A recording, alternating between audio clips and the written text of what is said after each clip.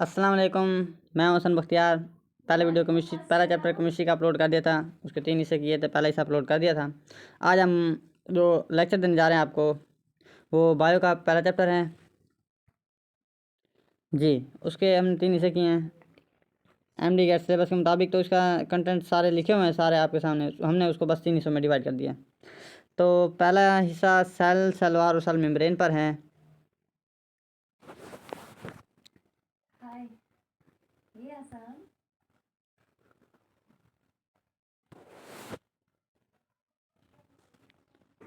जी, तो हसन बख्तियार आगे चलते हैं। कंटेंट मैंने आपको पहला बता दिया, जो आज हम अपलोड करें, सेल, सेलवार और सेल मेम्ब्रेन। आगे इंशाल्लाह अपलोड करेंगे cytoplasm, endoplasmic reticulum, Golgi complex, lysosomes and vacuoles. और उसके बाद जो हमारा तीसरा हिस्सा होगा वो होगा प्लास्टिड, माइटोकॉन्ड्रिया, न्यूक्लियस और प्रोकैरियोट और यूकैरियोट के दरमियान फ़र्क, जो कि बहुत ही ज़्यादा इंपॉर्टेंट है। तो पहला हिस्सा सेल, सेलवाल और सेल मेम्ब्रेन। सेल से शुरू करते हैं। सेल इज़ अ बेसिक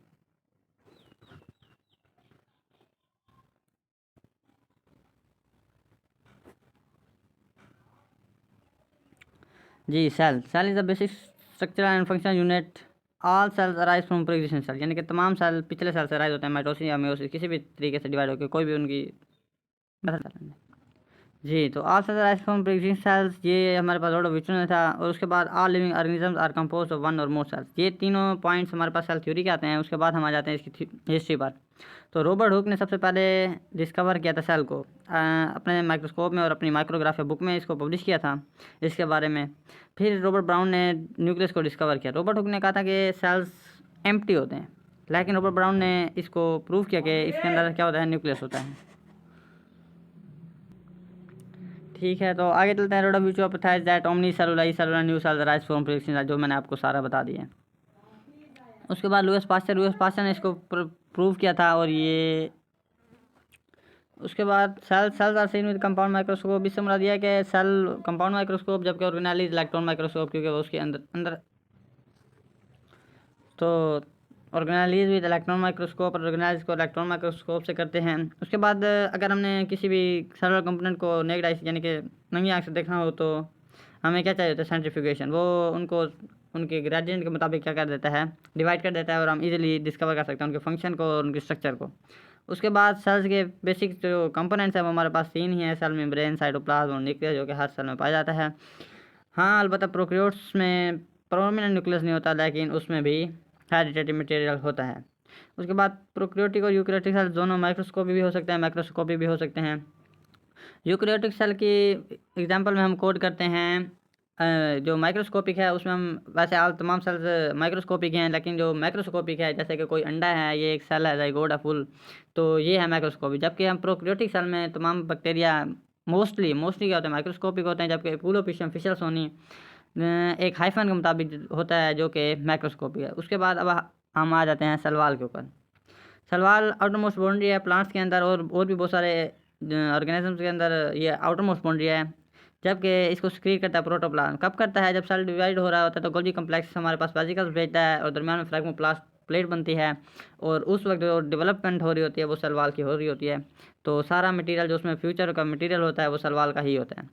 उसके बाद कि एनिमल सेल्स में सलवाल नहीं होती। क्यों नहीं होती? क्योंकि वो उनमें लोकोमोटिव मोड होता है। सलवाल जिन ऑर्गेनिज्म में होते हैं मोस्टली वो क्या होते हैं, हमारे पास सेसाइल होते हैं। उसके बाद सलवाल पोरस होती है, परमिएबल होती है। फिर आ जाती है सलवाल की कंपोजिशन। सलवाल की 3 कंपोजिशन है, एक मिडल लमेला, एक प्राइमरी वाल और एक सेकेंडरी वाल। मिडल लमेला फर्स्ट लेयर जो सबसे पहले बनती है, 2 सेल्स के दरमियान होती है, उनको जोड़ती है। प्राइमरी वाल हमारे पास क्या होती है, न्यूली ग्रोइंग सेल्स में इलास्टिक होती है। जबकि जो सेकेंडरी वाल होती है ये लास्ट लेयर होती है, और ये बहुत ही ज़्यादा हमारे पास क्या होती है, सख्त होती है, जबकि ये इसकी प्लास्टिसिटी इरिवर्सिबल होती है। उसके बाद मिडल लमेला पे आ जाते हैं। सिमेंटिक सब्सटेंस लिखा हुआ है। उसके बाद पैक्टिन के बारे में लिखा हुआ है कि ये 200 ग्लैक्टोरोनिक एसिड मालिक्यूल्स का पॉलीमर होता है, और पैक्टिक एसिड जो होता है वो 100 ग्लैक्टोरोनिक एसिड मालिक्यूल्स का पॉलीमर होता है। इसमें कैल्शियम और मैग्नीशियम के साल्ट्स होते हैं, और ये सारी इसकी किसकी कंपोजिशन है, हमारे पास मिडल लमेला की। फिर आ जाते हैं प्राइमरी वाल पर। इलास्टिक होती है, परमिएबल होती है, और सबसे बड़ी बात ट्रू वाल होती है। सेलुलोज की बनी होती है, हेमिसेलुलोज और पैक्टिन की। उसके बाद जो इसके मालिक्यूल्स होते हैं, सेलुलोज मालिक्यूल्स 90 के एंगल पर क्रिस क्रॉस अरेंजमेंट में हमारे पास क्या होते हैं, अटैच्ड होते हैं, अरेंज्ड होते हैं। उसके बाद आ जाते हैं हम किसके ऊपर, सेकेंडरी वाल के ऊपर।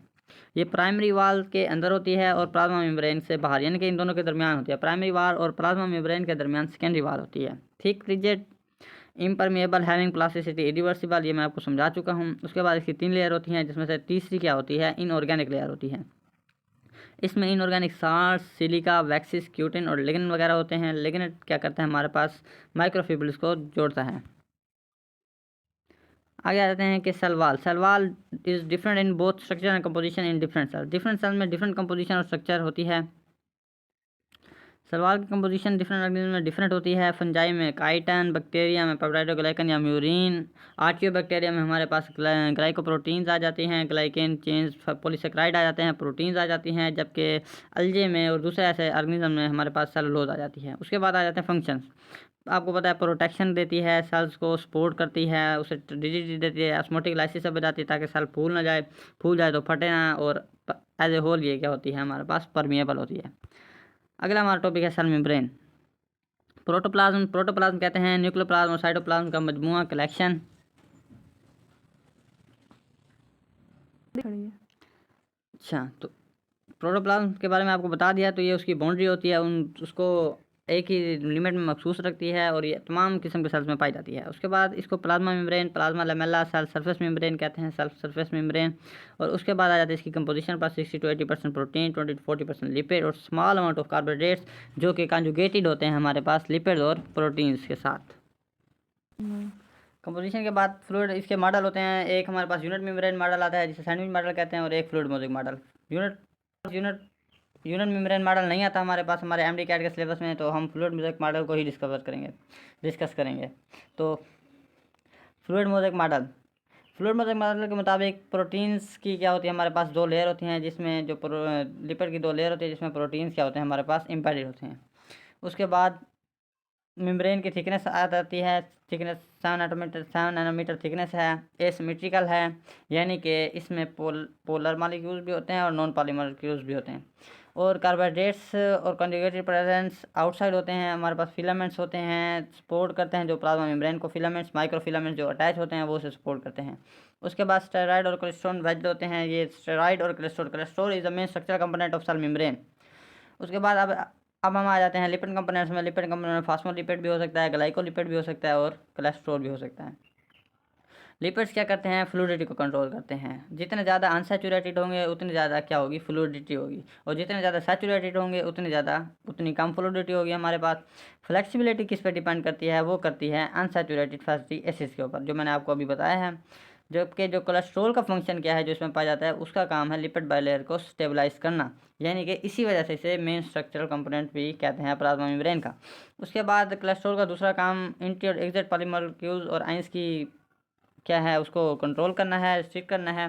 उसके बाद आ जाते हैं प्रोटीन्स। इसमें प्रोटीन्स होती हैं, जो प्रोटीन्स का फंक्शन क्या होता है, ट्रांसपोर्ट चैनल भी हो सकता है, एंजाइम्स भी हो सकता है, रिसेप्टर्स भी हो सकता है, और हमारे पास एंटीजेंस भी हो सकते हैं। अब हमारे पास कैरियर प्रोटीन्स होती हैं, जो क्या करती हैं, पास जो मॉलिक्यूल्स में इन्वॉल्व होती हैं।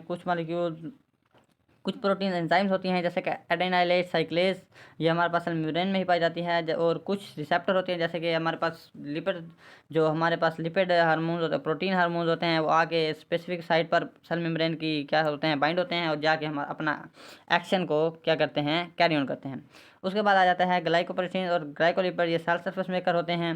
ये सेल रिकॉग्निशन में जैसे भी कोई हमारे पास ऑर्गेनिज्म आता है, जैसे कि वायरस होता है, वो इसी ग्लाइकोप्रोटीन्स और ग्लाइकोलिपिड्स वाली जगह पर ही अटैच होता है। कोई भी जब ऑर्गेनिज्म आता है, जब अटैच होता है, तो इसी जगह पर अटैच होता है। उसके बाद इसे पार्शियल और डिफरेंशियल परमेएबल मेम्ब्रेन कहते हैं। इसलिए कहते हैं क्योंकि ये कुछ चीज़ों को आने देती है और कुछ चीज़ों को नहीं आने देती। उन चीज़ों को आने देती है जो सेल के लिए मुफीद होती हैं या जो सेल के लिए ज़रूरी होती हैं।